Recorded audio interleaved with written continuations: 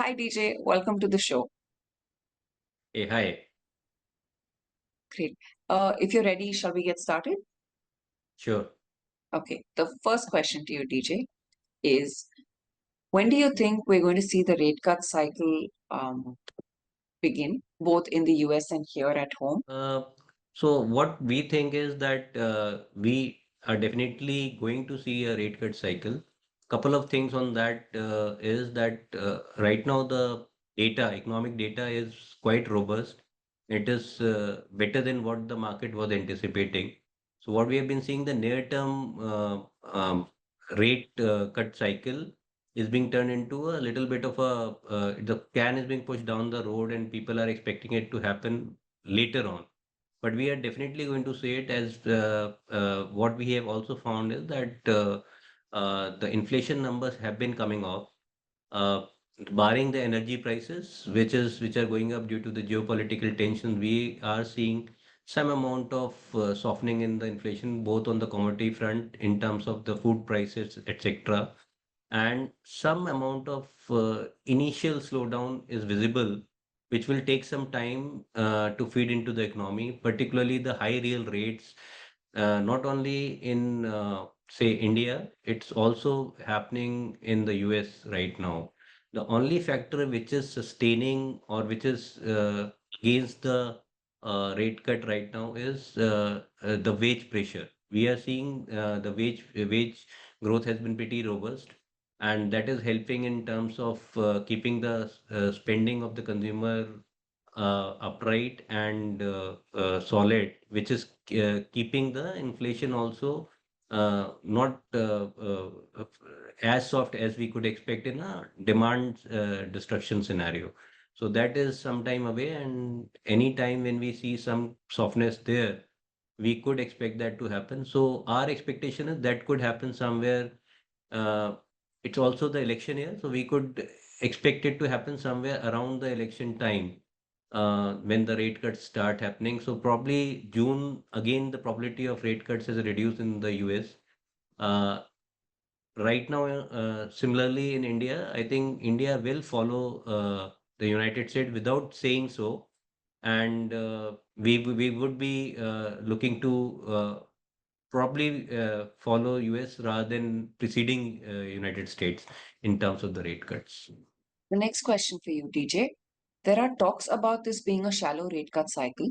Could you explain what this means and why? So what has happened globally when you look at it, even in India, anyways, we have not seen a very deep rate cut cycle happening because India, the inflation, particularly the food inflation, has been a bugbear, and it has caused a little bit of discomfort to the policymakers in terms of setting the rate because again most of the people exist at the bottom of the pyramid, and food is an important uh, product in the consumption basket, so it holds a huge amount of weight in the CPI.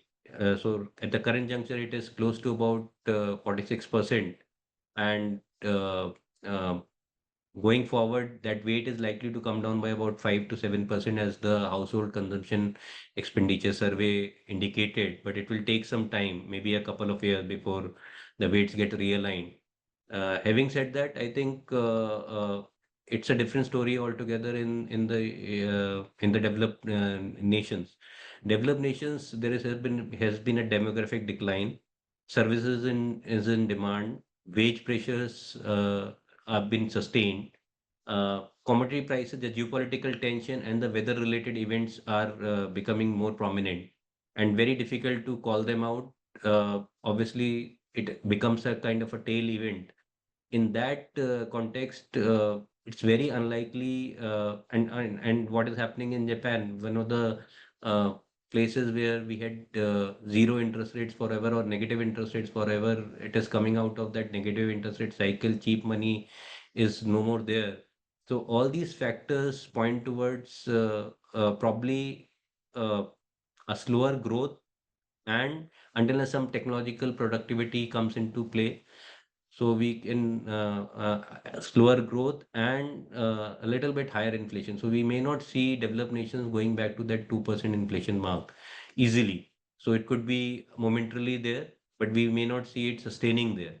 So that is something which we need to bear in mind. In that context, it becomes very unlikely that the central banks could ease off the rates to a near zero cycle, which we had seen the last decade happening. So I think a shallow rate cut cycle will be the order of the day. We may not see a sustained and a long rate cut cycle happening in these developed nations. The next question for you, DJ. One of the important things that happened was the inclusion of the Indian bonds in global indices of JP Morgan, Bloomberg. Can you take us through what this means for India and the resultant possible impact? What kind of flows do we expect due to this inclusion? Also, what are FAR bonds? See, I think this is a major change uh, at on the domestic front. I think one of the key takeaways from this bond inclusion is that India is gaining prominence on the global front. Uh, Although if you look at from a flows perspective, the JP Morgan Emerging Market Bond Index inclusion means something like at the current level, it means something like between 20 to 25 billion flows, while the Bloomberg bond in emerging market bond index is a very small index and it means something like about 2 billion of flows that too will start in the next fiscal. Now, the JP Morgan inclusion is happening sooner, and that is going to start from 28th of June. And every month for the next 10 months, it will be 1% inclusion into the index. And uh, for this, RBI had eased off this, created a separate category of fully accessible route. So, what you just asked about FAR, a fully accessible route which is specified securities in government of India bonds where there is no limit. So other government bonds have limits. As on date, I think some 102 lakh crores is outstanding on the government securities, out of which I think close to about 50% of that is eligible in FAR securities. That's what my understanding is. And I think there is an investable surplus, but more than that, the idea is that right now, before even the inclusion has happened, already FPI flows into these FAR securities are to the tune of 1,74,000 as on Thursday, which is like 28th of March. So 28th of March 2024. So we what we are witnessing is that particularly some countries losing prominence in these indices, India is taking their place at their own terms and condition.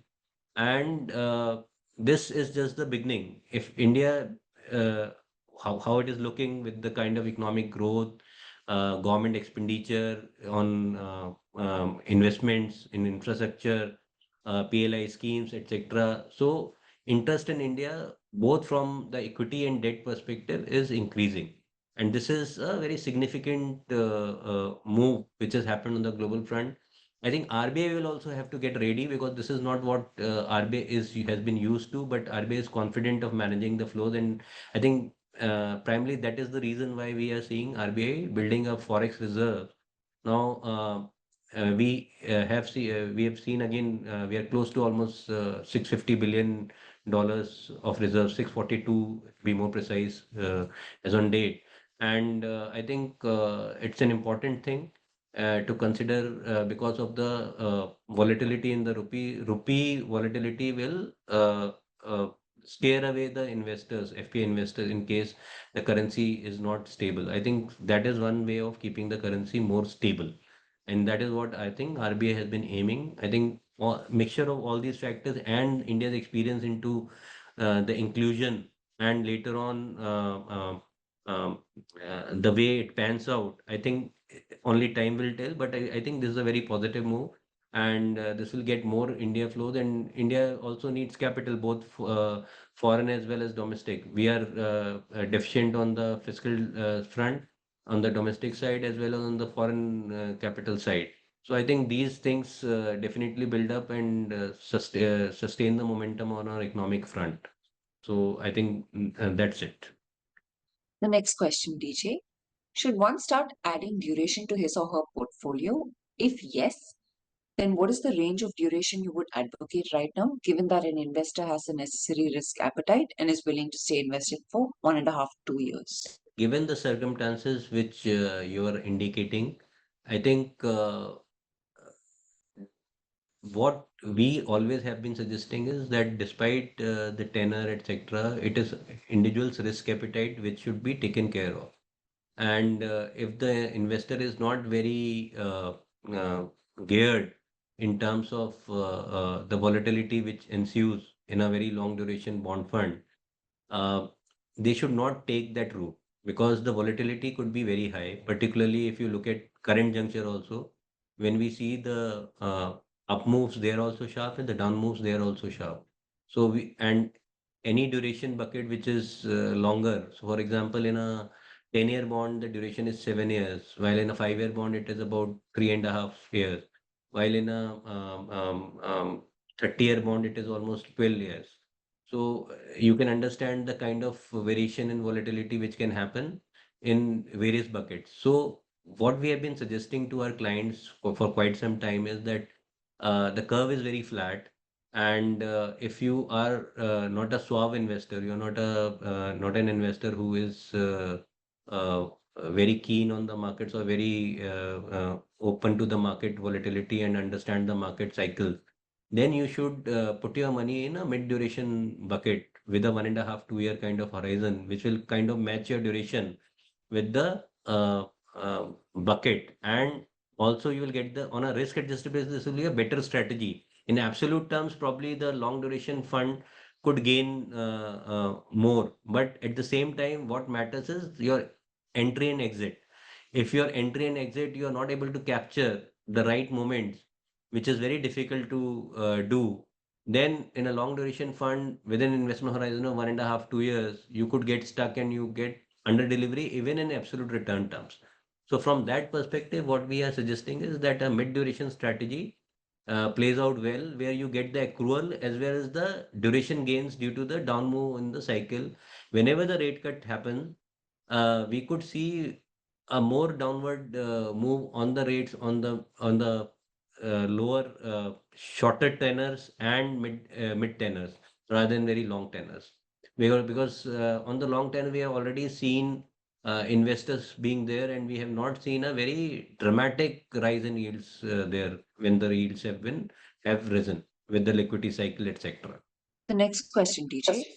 Um, the government seems to be sticking to the path of fiscal consolidation with deficit pegged at 5.1% of GDP in FY25, down from 5.8% in FY24.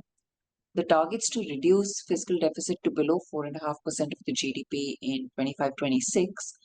What do you make of this? Does this create room for increased private sector borrowing? So I think it's a confluence of factors. I think one of the things we have to credit the government is that we are among the few governments which have gone on the fiscal consolidation path post-COVID. So we all know that during COVID, our fiscal deficit expanded to 9.2%. From there, we have been constantly trying to bring down our fiscal deficit, where many countries have not been able to do that, particularly the developed nations. And the traditional fiscal surplus nations also have seen a lower fiscal surplus. That means the deterioration in the fiscal side has been there. In that context, India's growth has taken care of the fiscal indulgence which we have refrained from. And I think one of the major things which we can see is this government is very conscious of that. They've been very focused on the fact that now the private sector needs to kick in and join the um, uh, spending which is happening from the government primarily now till now. And post-election, we expect that to happen to certain extent if we get a, uh uh mandate which is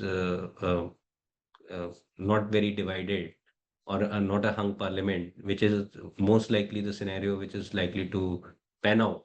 Um, Also, one of the things I mean, I would like to highlight at this point in time is that although India has been consolidating, India's debt to GDP ratio is pretty high. It's at about 85, 86%, taking the state's borrowing also into account. So that again is a dampener, and we need to bring it down further to about 60, 70% levels where it is more manageable and amenable. Simultaneously, India in its Southeast Asian pact has a higher fiscal deficit. It runs a budget deficit which is very high compared to our peers in that area. They are smaller countries, but at the same time, in the comparable pack, they are having a higher, we are having a higher fiscal deficit compared to them. So we have to address that, and I think the direction is right. If we are able to maintain the growth, I think going forward, our fiscal consolidation will take a better shape. Our spending has been increasing from because our base is higher. So capex is the quality of expenditure is improving. I think all these factors play an important role because uh, better quality expenditure gives a future growth outlook. So I think that is something which we uh, are looking at this current juncture. The next question, DJ. Very often people talk about the yield curve, with the shape of the curve being steep or flat. Can you briefly explain to us what this yield curve tells us and how does it look at this point in time? See, in India, what we have seen is that very less time we have seen the curve being very flat, or it doesn't sustain flat for a very long period of time, which basically a flat yield curve normally foretells that there is going to be a slowdown in growth going forward, or an inverted curve. So inverted or a flat curve, they don't last too long in India. That's what we have seen in the past cycles. And we have seen that already for a year, RBI, since more than a year, RBI stopped hiking the rates, and the curve has been flat. So typically, what we believe is that once the rate cuts start happening, the curve should steepen. What we mean by that is that shorter term rates will move down faster than longer term rates, and the curve will, the shorter term rates will be lower than the longer term rate, which is a normal shape of the yield curve, and they will be much lower compared to your longer term rate. So the steepness in curve will be there. So this basically, if you in fixed income parlance or lingo, we call this as a bull steepening, where the shorter term rates move down or the longer term rates also move down, but they move down at a slower pace. Similarly, if you look at, say, a bear steepening is what basically that you see the shorter term rates rising faster than the longer term rates, and the curve steepens where inverted it becomes. So that is the bear steepening where the rise in rates happen. And if you look at the inverted curve, which I've already told you, the inverted curve normally the shorter term rates will rise, and the longer term rates will either remain there or will move down. So that can cause the curve inversion, how we call it.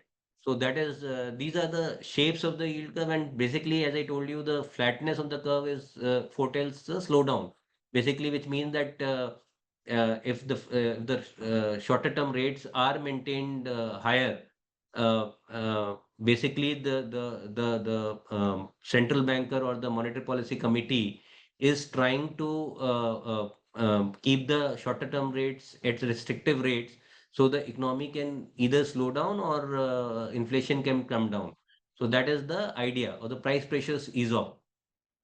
So this is how we can explain the curve. And this current juncture, it is a flat curve, basically. So all the rates are very less spread across the curve in similar type of security. For example, government securities, similar kind of yields are there across the curve. Corporate bond, a little bit of spread is there, and then the flatness in the curve is maintained. So, or the steepness is very less, very less. So that is how the curve is positioned today. Last question for you, DJ. Could you suggest within fixed income where should investors invest now? I think it is enough has been said about how the shape of the curve is looking, and how so even the long-term capital gains taxation indexation benefit has been taken off. So I think we do not have any benefit as an industry today, say compared to the insurance industry, which still has some benefit. So what clearly matters today is that we are on a even keel, and it is good actually because the cap we are a capital market player, and we are a pass-through vehicle. So we have no benefits and we are competing with others from a capital market perspective. What we see is that mutual fund offer value to investors, particularly on the longer end of the curve and on the shorter end of the curve. Like if you see the predominance of investors' money is in the shorter end, in the banks, and that is in the bank FDs basically. In the shorter end, if you look at the bank's savings account rates on an average, the largest bank which are holding the massive deposits, the public sector bank, etc., are offering just 3%. Today, a liquid fund overnight offers you anything like 6.5 is the repo rate today. So that is what overnight is offering you from a cash management perspective, and similarly, the liquid fund is offering you close to about 740, 730, depending on the uh, mixture of one month to 3 month securities on an average maturity being about 50-55 days or 40-45 days. Typically, that's a very good product for a month's investment.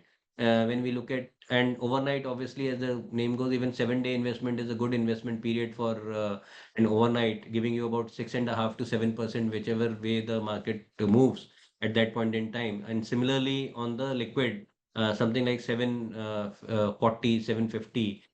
And if you look at, as we discussed some in an earlier question, from a duration perspective, what it looks like is we are on at the juncture where in H2 sometime rate cuts are likely to happen. And when the rate cuts happen, you should be positioned in the right product, right duration product. So we recommend for uh, naive investors who are not very conversant with the market to take advantage of the mid duration bucket at this point in time.